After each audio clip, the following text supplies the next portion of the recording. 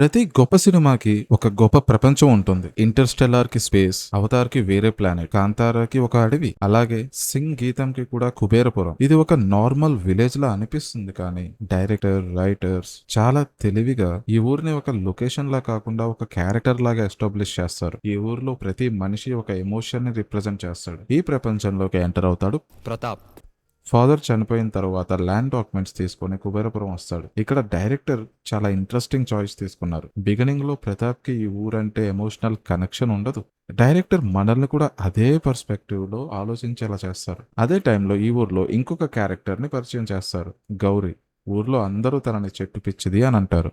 ఎందుకంటే ఆమెకి ఆ ఒక్క చెట్టు అంటే ఒక చెట్టు మాత్రమే కాదు, తన తల్లి, తన జ్ఞాపకం, తన ప్రపంచం.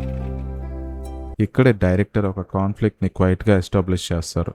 ఒకవైపు బంగారం విలువను నమ్మే మనుషులు, మరోవైపు ఒక చెట్టులో అమ్మని చూసే అమ్మాయి. సినిమాలో నాకు బాగా నచ్చిన రైటింగ్ డెసిషన్స్ లో ఇది ఒకటి. డైరెక్టర్ కాన్ఫ్లిక్ట్ ని హీరో వర్సెస్ విలన్ మధ్య క్రియేట్ చేయలేదు, ఒక చెట్టు చుట్టూ క్రియేట్ చేశారు. అదే చెట్టు ప్రతాప్ కి ఒక ఆబ్స్టాకిల్. ఈ రెండు పర్స్పెక్టివ్స్ మీద కాన్ఫ్లిక్ట్ క్రియేట్ చేయడమే చాలా మెచ్యూర్ రైటింగ్. ఆ చెట్టు నరికేసే సీన్ ఫిజికల్ గా ఒక చెట్టు పడిపోయింది, అంతేకాని ఎమోషనల్లీ అక్కడ ఒక రిలేషన్షిప్ విరిగిపోయింది. ఒక జనరేషన్ నుంచి వస్తున్న ఒక విలువ విరిగిపోయింది.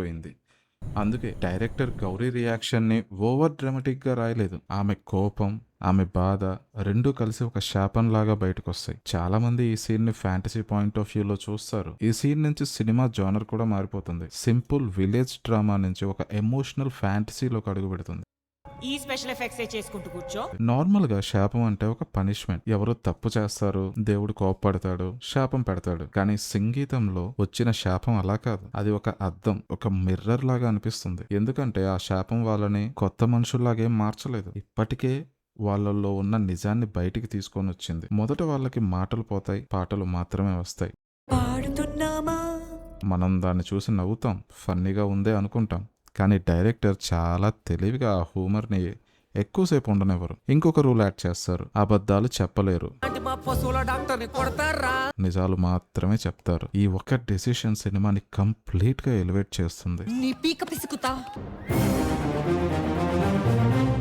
సెకండ్ హాఫ్ లో వచ్చే ఫ్లాష్ బ్యాక్ ఒక్కసారిగా డైరెక్టర్ మన పర్స్పెక్టివ్ ని మార్చేస్తాడు. అప్పటి వరకు మనం ఒక చెట్టుని, గోల్డ్ మైన్ చుట్టూ జరిగే ఒక కథని చూస్తాం. ఫ్లాష్ బ్యాక్ తర్వాత చెట్టు వెనుకున్న ఒక అమ్మని చూస్తాం. ఇక్కడ నేచర్ ని డైలాగ్ తో చెప్పలేదు, ఒక మెటాఫోర్ తో ఎక్స్ప్లెయిన్ చేస్తాడు. ప్రతి బిడ్డ పుట్టినప్పుడు ఒక మొక్క నాటడం. సింపుల్ గా చూస్తే ఇది ఒక మంచి అలవాటు అనిపిస్తుంది. చాలా ప్లేసెస్ లో ఇది ఫాలో అవుతారు కూడా. కానీ స్క్రీన్ ప్లే లెవెల్లో చూస్తే అది ఈ సినిమా ఫిలాసఫీ. ఒక బిడ్డ పుట్టిందంటే ఒక జీవితం పుట్టింది. ఆ జీవితం బతకాలంటే నేచర్ కూడా బతకాలి. ఈ ఫ్లాష్ బ్యాక్ నాకు పర్సనల్ గా ఈ సినిమాలో స్ట్రాంగెస్ట్ సీన్.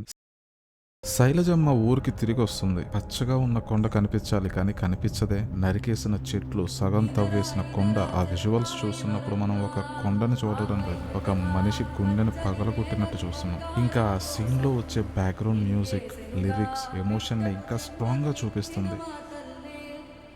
ప్రతాప్ కి ఇప్పుడు గోల్డ్ మైన్ కాదు, తన అమ్మ కనిపిస్తుంది. కొట్టేసిన చెట్టులో తన అమ్మని చూస్తాడు. ఈ శాపంకి సొల్యూషన్ ఏంటి? నేను చెప్తాను.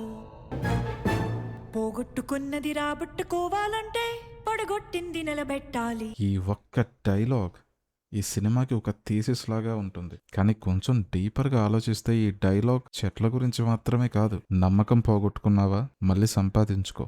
రిలేషన్షిప్ విరిగిపోయిందా, మళ్ళీ నిలబెట్టు. నేచర్ని డిస్ట్రాయ్ చేసావా, మళ్ళీ పెంచు.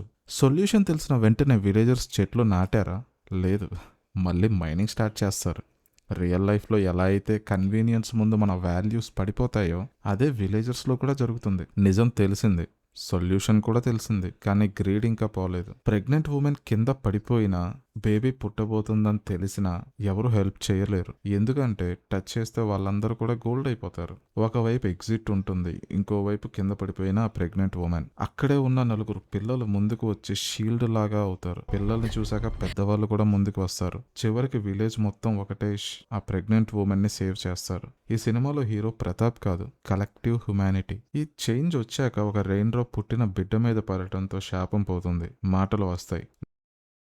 ఈ సినిమాలో ఇంకో బిగ్గెస్ట్ స్ట్రెంగ్త్ ఏంటంటే visual story telling.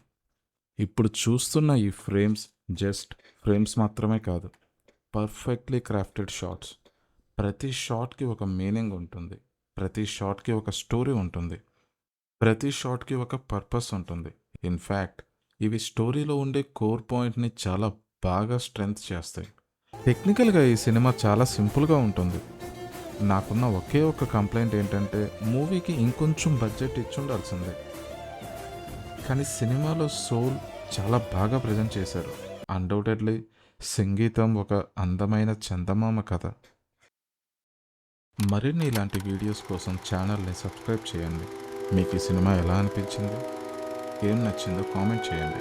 Thank you for watching.